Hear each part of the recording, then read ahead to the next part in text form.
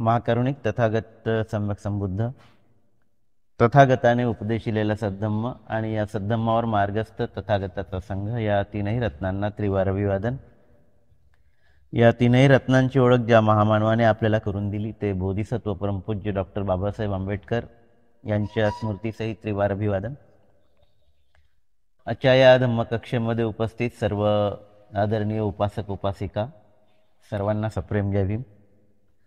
तर आपण मिलिंद प्रश्न यामध्ये अनुमान वर्ग आणि अनुमानासंबंधी प्रश्न या प्रकरणावर थोडंसं आपण जाणून घेण्याचा प्रयत्न केलेला होता।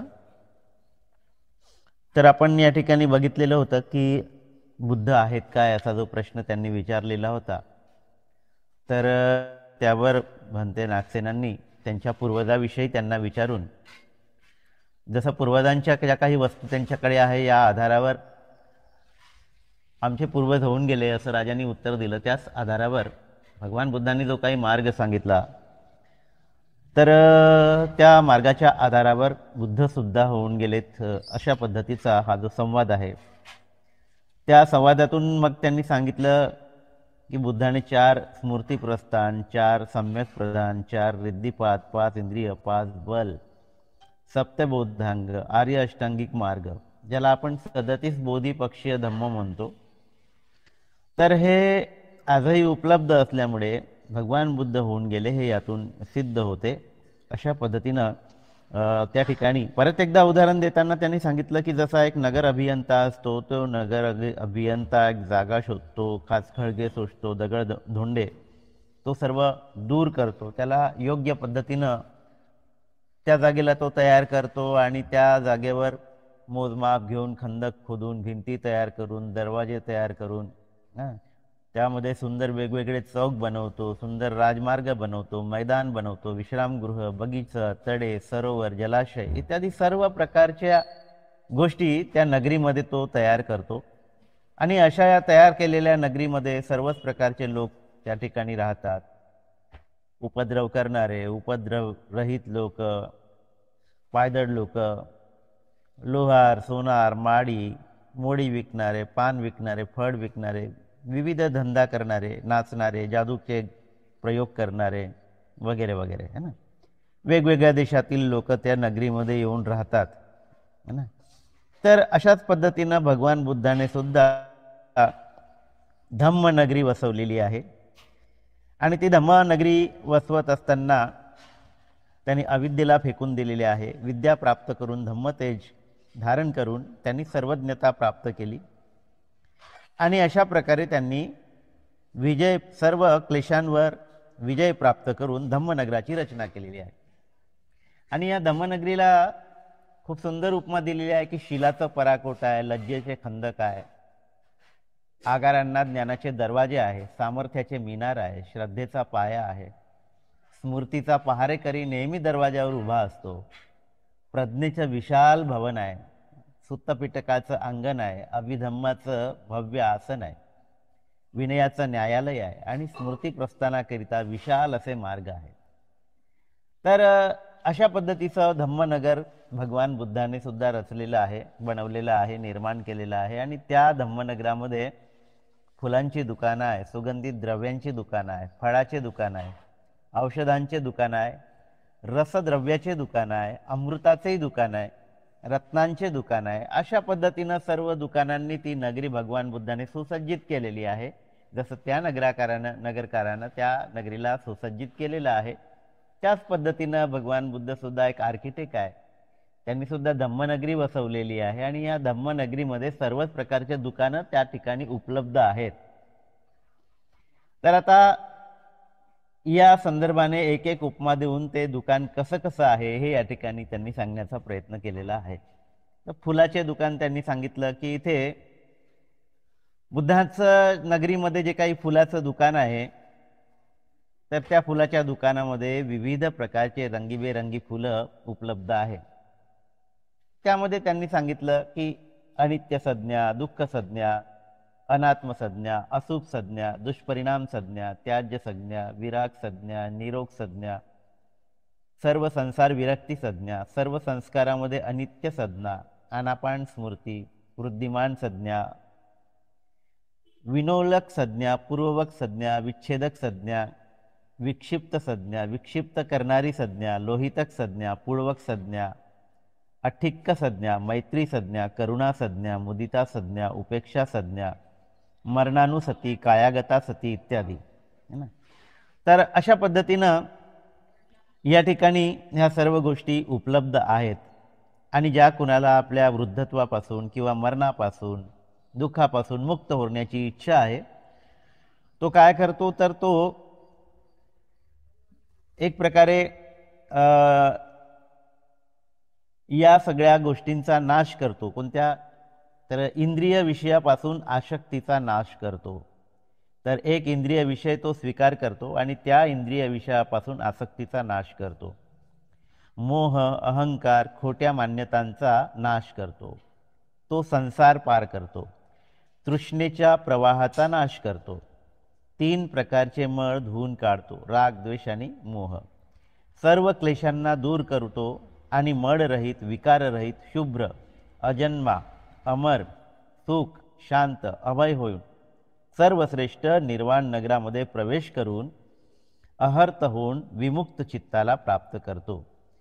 तर यालाच काय म्हटलेलं आहे तर याला भगवान बुद्धाचे फुलांचे दुकान असं म्हटलेलं आहे. तर या फुलांच्या दुकानामध्ये विविध बाबी आहे.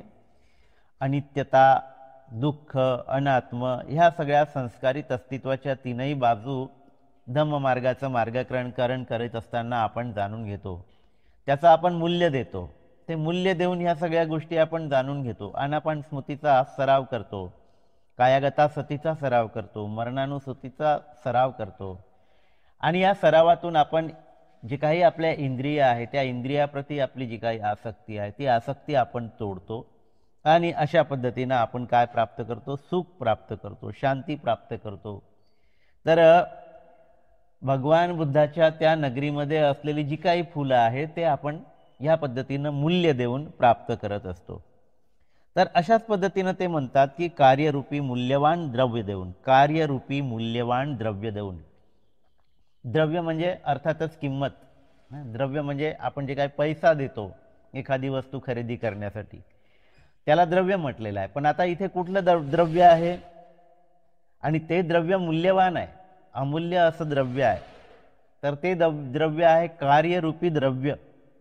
तर कार्यरूपी म्हणजे तर आपल्याला त्यावर कार्य करावं लागते. प्रत्येक गोष्टी प्राप्त करण्यासाठी आपल्याला कार्य करावं लागते. स्वतःवर कार्य करावं लागते, स्वतःच्या चित्तावर कार्य करावं लागते. स्वतःच्या चित्ताला चिकटलेले जे काही डाग आहेत, राग, द्वेष, लोभ वगैरे, याला दूर करण्यासाठी आपल्याला कार्य करावं लागतं आपल्या चित्तावर. आणि हे कार्यरूपी द्रव्य आपण देत असतो, मूल्यवान द्रव्य आहे ना.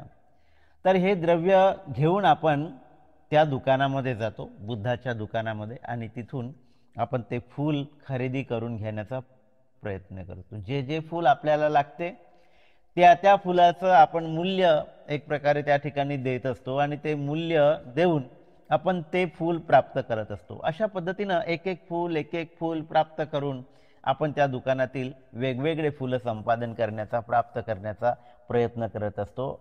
आणि अशा पद्धतीनं आपण त्या नगरीमध्ये वास्तव्य करीत असतो. तर ज्याला भगवान बुद्धाचं दुकान असं म्हटलेलं आहे है ना.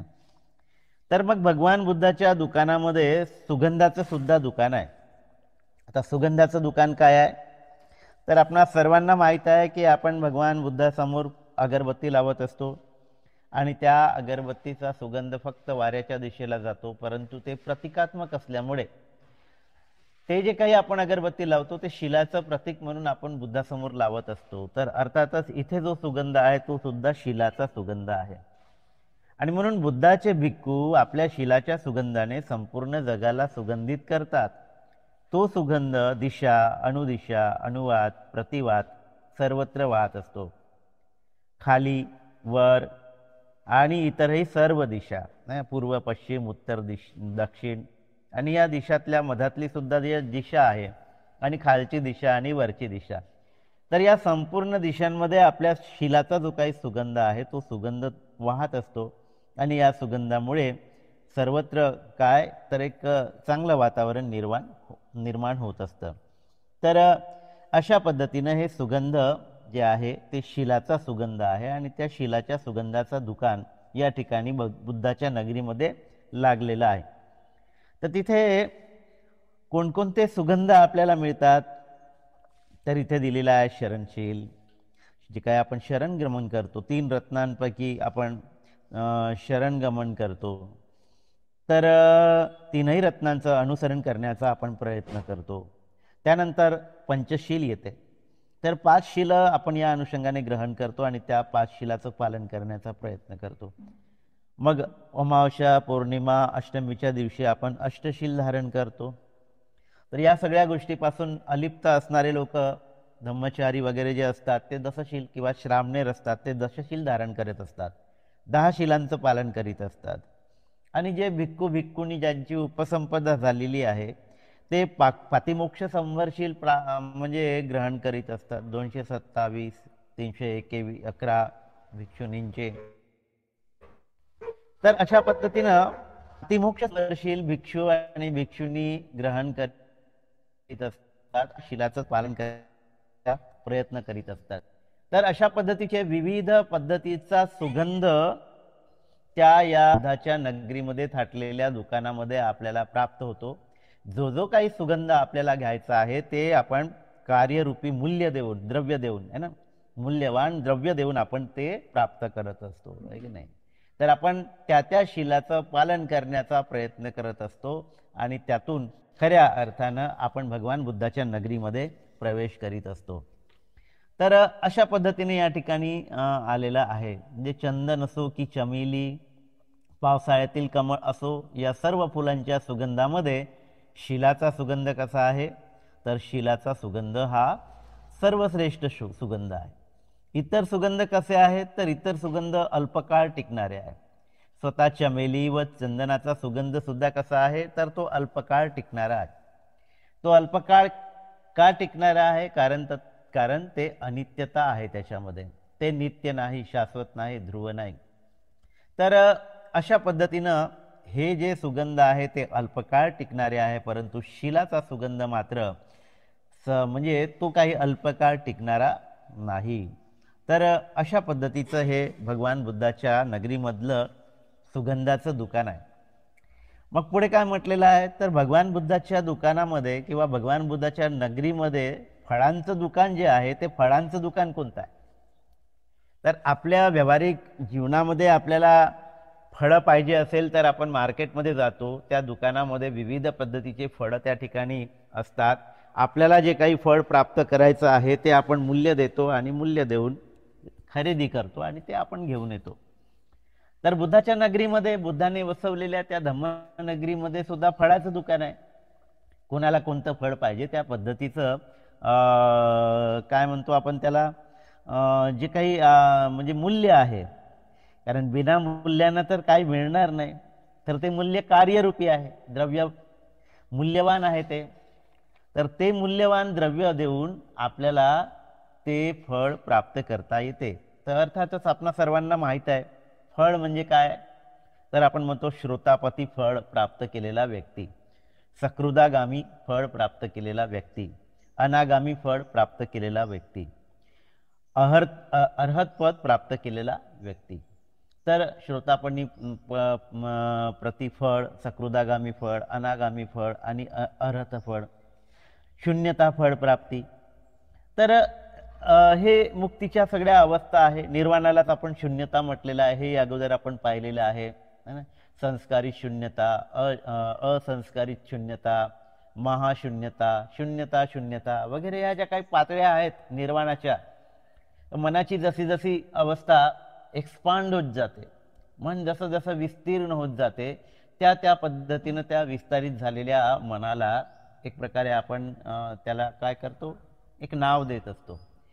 तर शून्यता, संस्कारित शून्यता, असंस्कारित शून्यता, महाशून्यता, शून्यता शून्यता, तर या सगळ्या समाधीच्या अवस्थेतून आपण प्राप्त करत असतो. अनिमित्त फळ प्राप्ती, अल्पानिहित फळ प्राप्ती, ह्या सगळ्या ध्यानाच्या अवस्था आहे आणि या ध्यानाच्या अवस्थेमधून आपण निर्वाण प्राप्त करतो, त्याला शून्यता म्हटलेलं आहे ना. तर ते असं म्हणतात की ज्याला श्रोतापती फळ हवे असेल, ज्याला सकृदागामी फळ हवे असेल, ज्याला अनागामी फळ हवे असेल, तर त्याला ज्याला अल्पनिहित फळ प्राप्ती हवी असेल तर तो ते प्राप्त करू शकतो, है ना.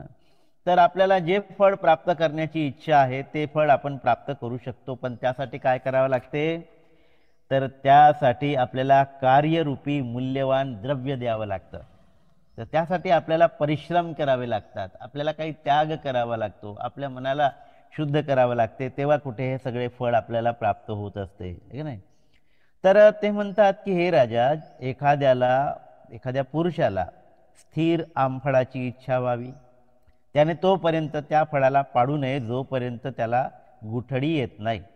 मग क्रमाक्रमाने गुठळी तयार झाल्यानंतर असे म्हणतो की हे भल्या माणसा, हे स्थिर आम्रफळ आहे, येथे तुला जेवढे आंबे हवे असतील तेवढे घेऊन जा.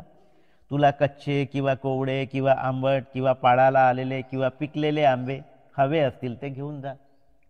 तर आपणही आपल्या आवडीनिवडीप्रमाणे, कुणाला कच्चे आंबे आवडतात, कुणाला पिकलेले आंबे आवडतात, कुणाला गोड आंबे आवडतात, कुणाला आंबट आंबे आवडतात, आपल्या पसंतीचे आंबे आपण त्या दुकानातून घेऊन येत असतो. कोणाला कुठले आंबे आवडतात, विविध पद्धतीचे आंबे आहेत ना, विविध पद्धतीचे आंबे आहेत. आपल्याला जे आंबा पाहिजे तो आपण मार्केटमधून घेऊन येतो. ह्याच पद्धतीनं आपल्याला श्रोतापन्न फळ प्राप्त करायचं असेल तर तेवढं आपल्याला मूल्य चुकवावं लागेल. अनागामी फळ प्राप्त करायचं असेल, सकृदागामी फळ प्राप्त करायचं असेल तर त्या पद्धतीचं मूल्य आपल्याला देऊन या धम्मनगरीमध्ये असलेल्या त्या फळाच्या दुकानातून आपल्याला हवं ते फळ प्राप्त करता येते, है ना. किती सुंदर अशी धम्मनगरी भगवान बुद्धाने वसवलेली आहे. तर याच पद्धतीनं भगवान बुद्धाचं हे दुकान आपल्याला या ठिकाणी पाहायला मिळते. नंतर आहे की भगवान बुद्धाचे अमृत फळ खरेदी करतात ते सुखी होतात. आता अमृताचं दुकान सुद्धा, अमृत फळाचं दुकान सुद्धा यामध्ये आपल्याला दिसून पडते. त्यानंतरचा प्रश्न आहे की कोणते रसायनाचे दुकान आहे भगवान बुद्धाचे, रसायनाचं कोणतं दुकान आहे. तर ते म्हणतात की भगवान बुद्धाने रसायनाविषयी सांगितलेले आहे. त्यांनी सांगितलेल्या रसायनामुळे जगातील सर्व लोकांचे क्लेश मयविष्ट नष्ट होतात. ते रसायन कोणते, तर ते म्हणतात की भगवान बुद्धाने महान 4 आर्य सत्य सांगितलेले आहे. दुःख महान सत्य, दुःख समुदाय सत्य, दुःख निरोध सत्य आणि दुःख निरोध गामिनी प्रतिपदा हे सत्य. तर आपल्याला माहित आहे की भगवान बुद्धाने या 4 आर्य सत्यांचा उल्लेख केलेला आहे. या आर्य सत्यांची शिकवण आपल्याला दिलेली आहे आणि या आर्य सत्यांची शिकवण देऊन आपल्याला दुःख म्हणजे काय, दुःखाची कारणं काय, दुःखाचा निरोध कसा होतो आणि त्या निरोधाचा मार्ग म्हणजे काय, तर ह्या 4ही आर्य सत्यांना अगदी खूप चांगल्या पद्धतीनं आपल्याला समजावून सांगितलेलं आहे. तर हे 4 आर्य सत्य जो व्यक्ती आत्मसात करतो तो जन्मापासून मुक्त होतो, वृद्धत्वापासून मुक्त होतो, मरणापासून मुक्त होतो, शोक, रडणे, दुःख, असंतोष, आक्रोश करण्यापासून मुक्त होतो, भवचक्रातून मुक्त होतो. तर असे हे दुकान रसायनाचे दुकान आहे आणि या रसायनाच्या दुकानामध्ये आपल्याला 4 आर्य सत्य हे वेगवेगळे रसायन आपल्याला पाहायला मिळतात आणि या रसायनाचा आपण ज्यावेळेस बोध घेतो त्यावेळेस आपण या सगळ्या जन्ममृत्यूच्या फेऱ्यातून मुक्त होत असतो. पुढे म्हटलेलं आहे की या जगामध्ये काही विषरूपी रसायनाचे ओझे घेऊन फिरणारे आहेत, परंतु भिक्खूंनो आपल्याकरिता धम्म रसायनासारखे दुसरे रसायन नाही, ते तुम्ही प्यावे. म्हणजे जगामध्ये इतरही अनेक रस आहेत, परंतु ते रस आपल्या कामाचे नाही. तर अशा रसांचं ओझं घेऊन आपल्याला फिरायची गरज नाही. म्हणून त्या रसांना आपण बाजूला ठेवलं पाहिजे, त्या रसांना बाजूला केलं पाहिजे आणि आपण काय केलं पाहिजे, धम्मरस चाकला पाहिजे. म्हणून बुद्धाचं वचन काय, सब्ब रसंग धम्मरसंग जिनाती, सर्व रसांमध्ये धम्मरस हा सर्वश्रेष्ठ रस आहे. म्हणून तो रस प्राशन करण्याची आपली जी तृष्णा आहे ती अधिक वाढवली पाहिजे. तर ते रस आपल्याला प्राशन करता आलं पाहिजे आणि हे रस भगवान बुद्धाच्या दुकानामध्ये आहे. भगवान बुद्धाने वसवलेल्या नगरीमध्ये जी दुकानं थाटलेली आहेत त्या दुकानांमध्ये ह्या रसांनी युक्त असं एक दुकान सुद्धा आहे. आता आपल्याला निवड करायची आहे की आपल्याला कोणतं रसायन पाहिजे. आणि ते रसायन ते मूल्य देऊन आपण त्या ठिकाणाहून प्राप्त करू शकतो. आणि हे रस आपण जर प्राशन केलं तर आपल्याला काय प्राप्त होते? जन्म मरण्याच्या फेऱ्यापासून आपली सुटका होते. रडणे, आक्रंदन करणे, दुःख, आक्रोश या सगळ्या गोष्टींपासून या रसायनामुळे आपल्याला लाभ होतो. म्हणून धम्मरसंग सब्बरसंग जिनाती असं भगवान बुद्धांनी जे म्हटलेलं आहे. तर आपण हे धम्मरस खऱ्या अर्थानं प्राशन केलं पाहिजे. पुढे म्हणतात की भगवान बुद्धाचे कोणत्या औषधाचे दुकान आहे?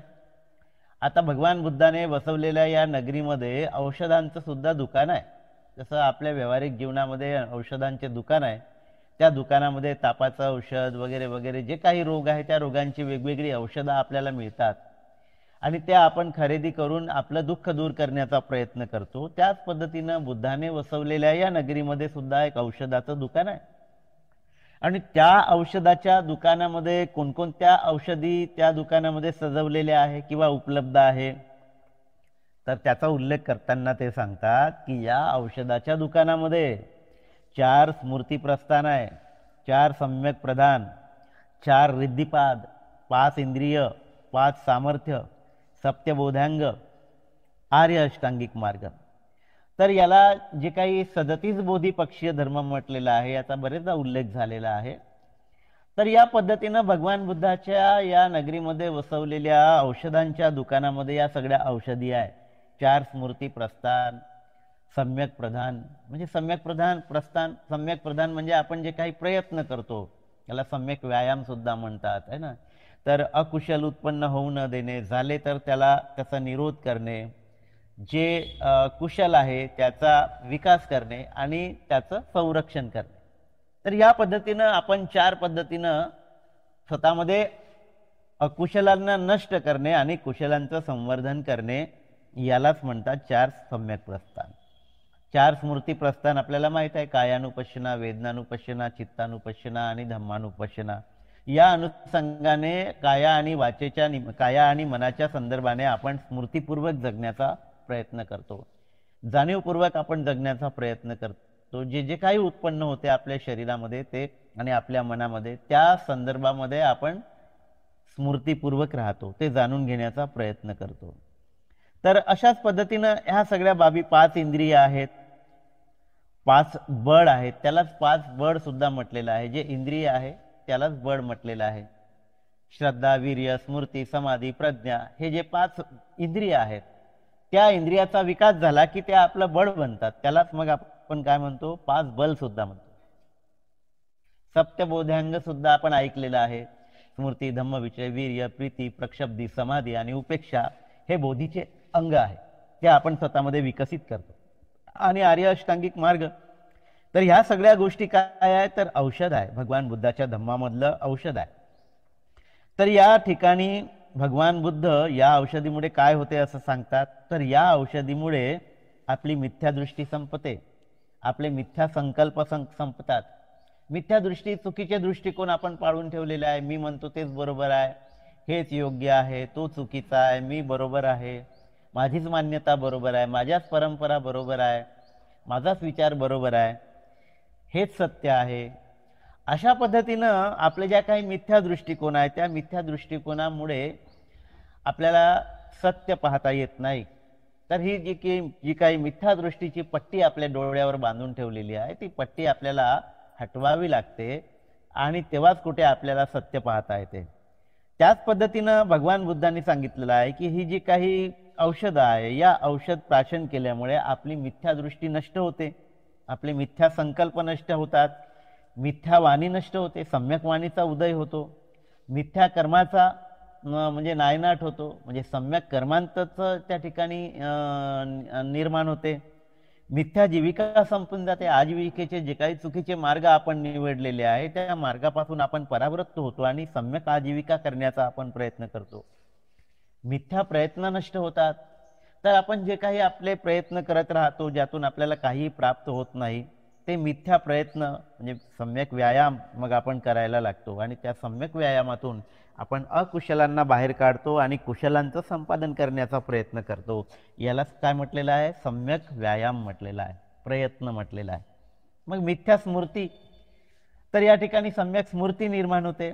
मिथ्या समाधी जी आहे त्या मिथ्या समाधीतून आपण बाहेर निघतो आणि सम्यक समाधी आपल्यामध्ये निर्माण होते. आपल्या चित्ताची एकाग्रता निर्माण करण्याचा आपण प्रयत्न करतो, त्यातून सत्य शोधण्याचा आपण प्रयत्न करत असतो.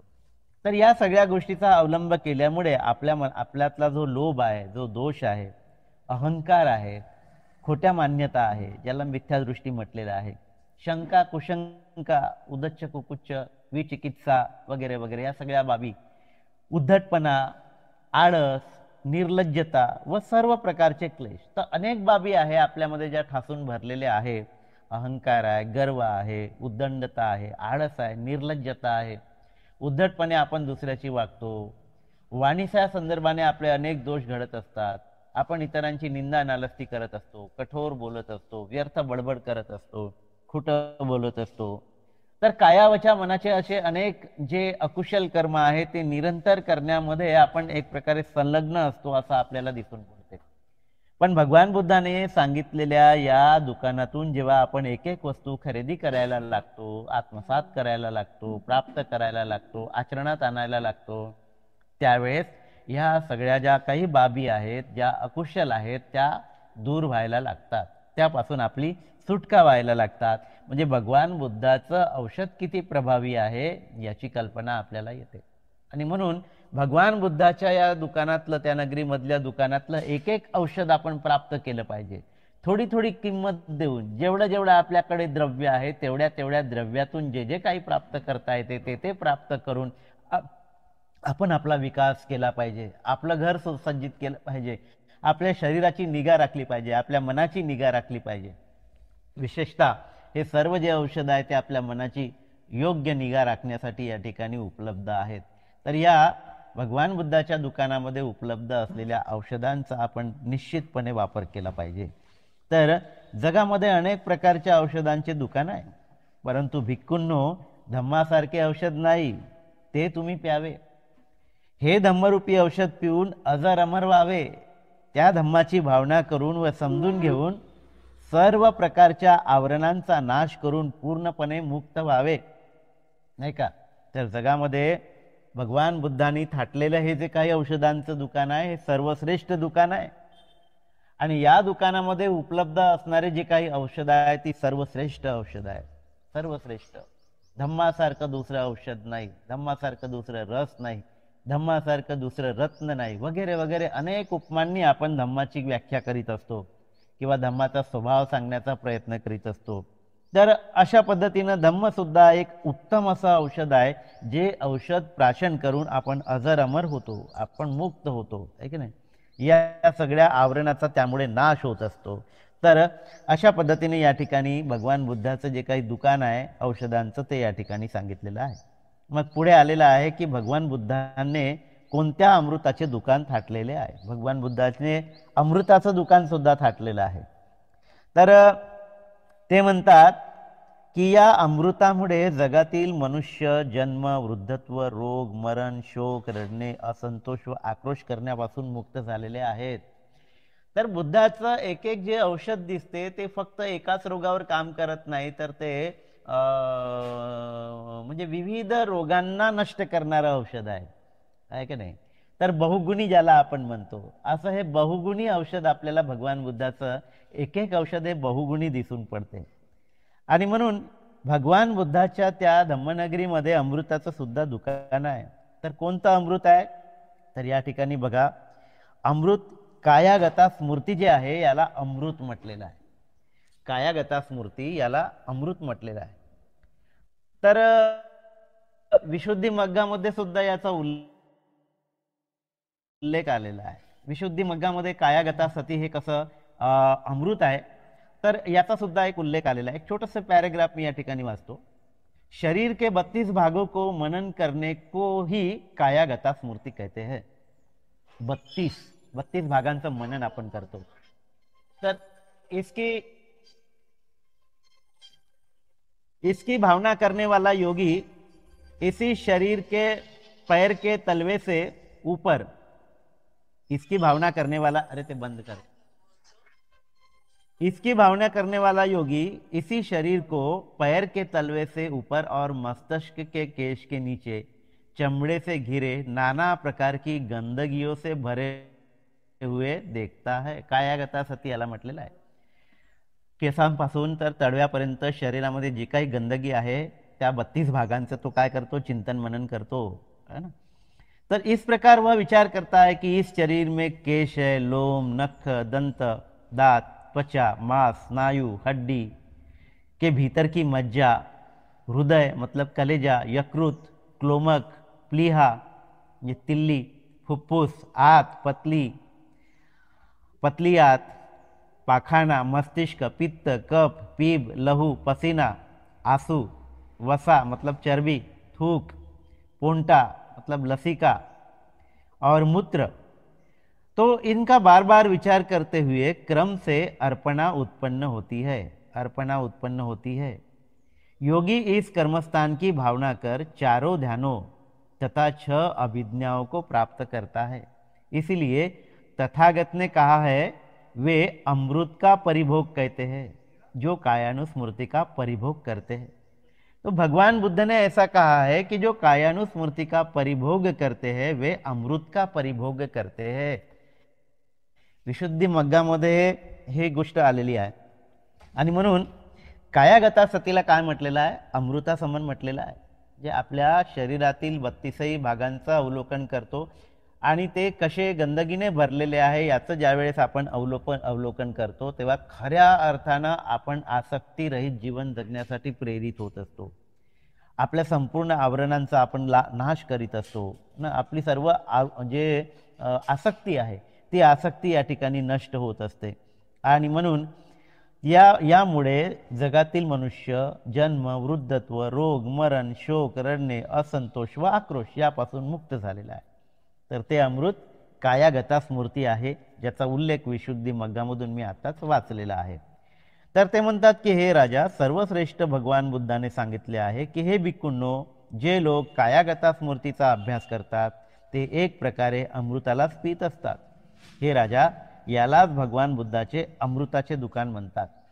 तर आता ह्या ज्या काही आपल्याला अनुस्मृती सांगितलेल्या आहे तर हे कम्मठ्ठान आहे. 40 कम्मठ्ठानापैकी कायागता सती हे सुद्धा एक कम्मठ्ठान आहे. मरणानुस्मृती हे सुद्धा एक कम्मठ्ठान आहे. तर जसं आनापान सती हे एक कम्मठ्ठान आहे. तर आनापान सतीपासूनच या सगळ्या गोष्टीची सुरुवात होत असते. मग आपण हळूहळू मरणानुस्मृतीचं ध्यान करतो आणि जसं जसं परिपक्व होत जातो त्या परिपक्व अवस्थेमध्ये आपण एकेका कम्मठ्ठानाचा उपयोग करतो आणि त्या कम्मठ्ठानाचा उपयोग करून आपण स्वतःला जाणण्याचा, अधिक संक्षिप्तपणे स्वतःला जाणण्याचा प्रयत्न करीत असतो. अधिक विस्ताराने आपण त्या स्वतःला जाणण्याचा प्रयत्न करीत असतो. तर त्यामध्ये कायागता सतीचं जे काही महत्त्व आहे ते कसं आहे, तर कायागता सतीचा अभ्यास करणं म्हणजे अमृत प्राशन करण्यासारखा तो अनुभव आहे असं या ठिकाणी म्हटलेलं आहे. तर ते काय म्हणतात की कर्माच्या द्वारे हे अमृत खरेदी करून ते आपण ग्रहण केलं पाहिजे असं या ठिकाणी या संदर्भामध्ये म्हटलेलं आहे. मग पुढे काय आलेलं आहे, तर पुढे असं म्हटलेलं आहे की ते विचारतात भंते नागसेन, भगवान बुद्धाचे कोणत्या रत्नाचे दुकान आहे. आता इथे रत्नाचं दुकान सुद्धा बुद्धाच्या त्या नगरीमध्ये थाटलेलं आहे. तर ते रत्न कोणते आहेत, मग आता या ठिकाणी ते सांगतात की ते रत्न म्हणजे शील रत्न, समाधी रत्न, प्रज्ञा रत्न. तर शील, समाधी आणि प्रज्ञा याविषयी आपणा सर्वांना चांगली जाणीव आहे. शील रत्न आहे, समाधी रत्न आहे, प्रज्ञा रत्न आहे आणि त्यानंतर आहे विमुक्ती रत्न, विमुक्ती ज्ञान दर्शन रत्न, प्रतिसंविधा रक्ष रत्न आणि बोधी अंग रत्न. तर हे सगळे रत्न या ठिकाणी आपल्याला पाहायला मिळतात. शिलाच्या संदर्भाने आपल्या सर्वाला माहिती आहे. समाधी म्हणजे काय हे सुद्धा आपल्या माहिती आहे. चित्ताची एकाग्रता साधणे आणि त्या कुशल चित्ताची एकाग्रता साधणे असं आपण समाधीला म्हणत असतो. आणि पुढे जाऊन ही समाधी मग सम्यक समाधीमध्ये परावर्तित होते, जे बुद्धत्व प्राप्तीसाठी आपल्याला म्हणजे त्याचा लाभ होतो. बुद्धत्व प्राप्तीसाठी त्याला आपण सम्यक समाधी म्हणतो. तर कुशल मनोअवस्थांचा निरंतर वाहणारा प्रवाह अशी आपण त्या सम्यक समाधीची व्याख्या करतो. मग तिथे आता अकुशल आपल्याला दिसून पडत नाही. तर हे सुद्धा काय आहे, रत्न आहे. ते आपल्याला प्राप्त करायचं आहे, नाही का. त्यानंतर या समाधीतून आपल्याला प्रज्ञा प्राप्त होते. तर या संस्कारित अस्तित्वाचे जे काही बोध आहे त्या समाधीच्या अवस्थेमध्ये आपल्याला हा बोध प्राप्त होत असतो. आपल्याला अनित्यता कळत असते, दुःख कळत असते, अनात्म कळत असते आणि या पद्धतीची प्रज्ञा आपल्याला प्राप्त होत असते आणि या प्रज्ञेतून विमुक्ती रत्न प्राप्त होत असते. या प्रज्ञेच्या प्राप्तीतून आपण खऱ्या अर्थानं विमुक्तीची अवस्था प्राप्त करत असतो, है ना. विमुक्ती, तर विमुक्ती एक प्रकारे कशाची विमुक्ती होत असते, तर या सर्व क्लेशांतून आपण मुक्त होत असतो. या जे काही क्लेश आहे त्या क्लेशांतून आपली विमुक्ती होत असते आणि ही निर्वाणाची अवस्था आहे. विमुक्ती म्हणजे काय, तर एक प्रकारे निर्वाण प्राप्त करणे अशी ही जी काही अवस्था आहे त्याच अवस्थेला आपण काय म्हणतो, तर आपण त्याला विमुक्ती म्हणतो. मुक्ती ना, मुक्ती आणि विमुक्ती जे सर्व क्लेशातून सर्व आश्रयातून आपण एक प्रकारे मुक्त होत असतो आणि ही जी काही मुक्तीची अवस्था आहे त्या मुक्तीच्या अवस्थेला आपण पोहोचत असतो. शील समाधी प्रज्ञेचा मार्ग अवलंबून आपण विमुक्ती प्राप्त करीत असतो. तर विमुक्ती सुद्धा त्याला म्हणतात की विमुक्तीची सुद्धा एक चव आहे. जशी महासागराच्या पाण्याची चव असते ना, नमकीन अशी ती चव असते. तर जसा महासागर अथांग आहे तसं निर्वाण सुद्धा अथांग आहे आणि त्या निर्वाणामध्ये सुद्धा आपल्याला एक चव प्राप्त होत असते आणि ती चव कोणती आहे, तर ती चव आहे विमुक्तीची चव ना. निर्वाणामध्ये कशाची चव आहे, तर विमुक्तीची चव आहे असं आपल्याला म्हणजे पाहायला मिळते. तर आपण त्या निर्वाणामध्ये विमुक्तीचा स्वाद चाकत असतो, विमुक्तीचा स्वाद चाकत असतो आणि प्रत्येकाला विमुक्ती प्राप्त करणे हे आपलं अंतिम ध्येय आहे, है ना. आणि या विमुक्तीला प्राप्त करण्यासाठी आपण सर्व संस्कारातून क्लेशातून ह्या सगळ्या बंधनातून आपण आश्रवातून आपण मुक्त होत असतो आणि या सगळ्या क्लेशातून आश्रवातून बंधनातून आपण ज्यावेळेस मुक्त होत असतो त्यावेळेस आपण खऱ्या अर्थानं विमुक्त होत असतो. जन्म मरणाच्या फेऱ्यातून आपण बाद होत असतो. तर वारंवार या गोष्टीचा उल्लेख, कोणत्याही गोष्टीचा या ठिकाणी उल्लेख केला तर त्यातून अल्टिमेटली जे काही आपल्याला प्राप्त होते ती म्हणजे कुशलता प्राप्त होते, संस्कार रहितता प्राप्त होते, विमुक्ती प्राप्त होते, ज्यालाच आपण निर्वाण म्हणतो ते प्राप्त होते, ज्यालाच आपण शून्यता म्हणतो ते या ठिकाणी प्राप्त होते. म्हणजे संस्कारिततेतून आपण असंस्कारिततामध्ये प्रवेश करतो, अनित्यतेतून आपण नित्यतेमध्ये प्रवेश करतो, आहे की नाही. दुःखाच्या अवस्थेतून परमसुखाच्या अवस्थेमध्ये आपण म्हणजे आपण प्रवेश करीत असतो. तर याला संस्कारातून मुक्ती होणे आहे ना, असं या ठिकाणी म्हटलेलं आहे. आणि असंस्कारिततेचा भाग बनणे, आता जिथे कुठलेही संस्कार उडलेले नाही तर जिथे काय फक्त परमसुखाची अशी अवस्था आहे आणि ती नित्य अशी अवस्था आहे, अशा बाबीला काय म्हणतो आपण, तर त्याला आपण विमुक्ती म्हणतो, विमुक्ती म्हणतो. मग पुढे काय म्हटलेलं आहे, तर या ठिकाणी विमुक्ती ज्ञान दर्शन असं सुद्धा म्हटलेलं आहे. तर हे सुद्धा आपण प्राप्त करतो, विमुक्ती ज्ञान दर्शन हे एक सुद्धा रत्न आपण प्राप्त करतो. आता विमुक्ती ज्ञान दर्शन म्हणजे काय, तर विमुक्ती प्राप्तीसाठी जे काही ज्ञान आपण प्राप्त करतो प्रज्ञेच्या आधारावर, तर ते कसं प्राप्त करतो, त्यासाठी कोणत्या कोणत्या मार्गाचा आपण अवलंब करतो, त्यासाठी काय काय करावं लागतं, तर या सगळ्या गोष्टीचं जे काही ज्ञान आहे त्या ज्ञानालाच विमुक्ती ज्ञान दर्शन असं म्हटलेलं आहे. तर या विमुक्ती ज्ञान दर्शनामुळे काय होते की आपले जे काही आश्रव आहेत, आपल्याला माहित आहे 3 आश्रव आहे. कामाश्रव, तर कामाश्रव म्हणजे काय, तर आपल्या इंद्रिया सुखाप्रती जी काही आपली तृष्णा आहे त्या तृष्णेला विष सुद्धा म्हटलेलं आहे, अग्नी सुद्धा म्हटलेला आहे. तर या तृष्णेला किंवा या आश्रवांना कामाश्रव म्हटल्या गेलेलं आहे. पहिलं कामाश्रव आहे, दुसरं काय भवाश्रव आहे. तर भवाश्रव म्हणजे काय, तर या संस्कारित अस्तित्वाचा आपण भाग असलो पाहिजे अशा पद्धतीची जी काही तृष्णा आहे, म्हणजे वारंवार जन्म घेण्याची जी काही तृष्णा आहे. आणि ही तृष्णा कशी असते, तर मला देव लोकांमध्ये जन्म म्हणजे मिळाला पाहिजे, म्हणजे एक प्रकारे उच्च पातळीवरचे जे लोक आहेत त्या लोकांमध्ये माझा जन्म झाला पाहिजे, अशा पद्धतीची एक तीव्र इच्छा त्याच्या मनामध्ये, एक लालसा, एक आसक्ती त्या पद्धतीची निर्माण होते आणि या पद्धतीनं आपल्या अस्तित्वासाठी तो धडपडत राहतो. तर त्याला आपण भवासव म्हणतो. भव म्हणजे काय, तर निर्माण होणे, पुन्हा पुन्हा निर्माण होणे, पुन्हा पुन्हा जन्माला येणे, त्यालाच आपण भव म्हणतो. तर हे जन्माला येण्याची जी काही आसक्ती आहे, पुन्हा पुन्हा जन्मग्रहण करण्याची, देवलोकांमध्ये जन्मग्रहण करण्याची जी काही इच्छा आहे, त्याला भवासव म्हणतात. आणि तिसरं काय आहे आश्रव, तर तिसरा आश्रव आहे अविद्याश्रव. तर अविद्याश्रव म्हणजे काय, तर आपलं जे काही आध्यात्मिक अज्ञान आहे, आध्यात्मिक अज्ञान, याला आपण खऱ्या अर्थानं अविद्या म्हणतो. तर आपल्याला तीन आश्रव म्हणजे काय हे माहीत नसतं, क्लेश म्हणजे काय हे माहीत नसतं, आपल्याला बंधनं म्हणजे काय हे माहीत नसतं, ध्यान म्हणजे काय हे माहीत नसतं, प्रतित्य समुत्पाद म्हणजे काय हे माहीत नाही, चार आर्य सत्य म्हणजे काय हे माहीत नाही, संस्कारित अस्तित्वाचे लक्षण काय आहे हे आपल्याला माहीत नाही.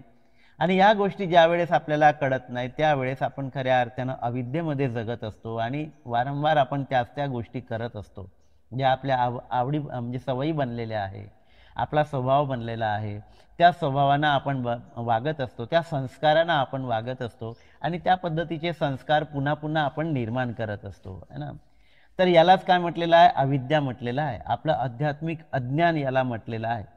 तर या सगळ्या बाबी नष्ट कशा करायच्या, याचं एकंदरीत जे काही ज्ञान आपल्याला प्राप्त होते, त्यालाच विमुक्ती ज्ञान दर्शन असं म्हटलेलं आहे. विमुक्ती ज्ञान दर्शन.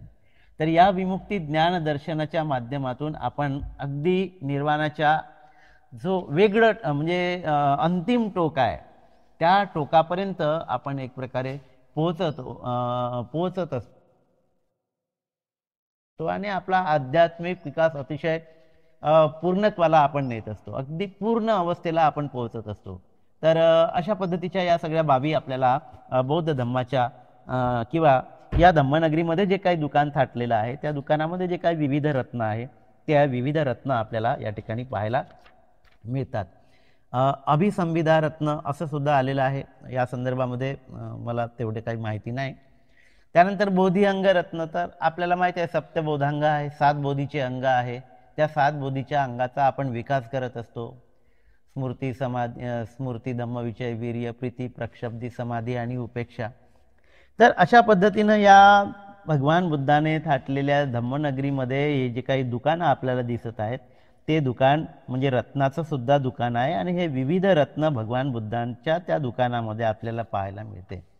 आणि जे रत्न आपल्याला पाहिजे ते रत्न आपल्याला एक प्रकारे कार्यरूपी मूल्यवान द्रव्य देऊन आपल्याला प्राप्त करता येते. तर ज्याची ज्याची तयारी आहे ना, कार्यरूपी द्रव्य देऊन ते रत्न प्राप्त करण्याची, त्यांनी त्यासाठी निश्चितपणे प्रयत्न केले पाहिजे. तर ह्या सर्व बाबी आपल्याला या ठिकाणी पाहायला मिळतात. कुठपर्यंत आलो. त्यानंतर म्हणतात की भगवान बुद्धाचे शीलरत्न कोणते आहे. थोडं मोठंच प्रकरण आहे,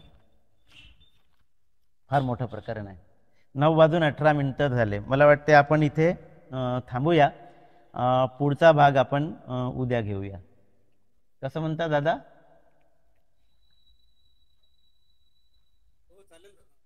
हो हो, तर आपण या ठिकाणी थांबूया.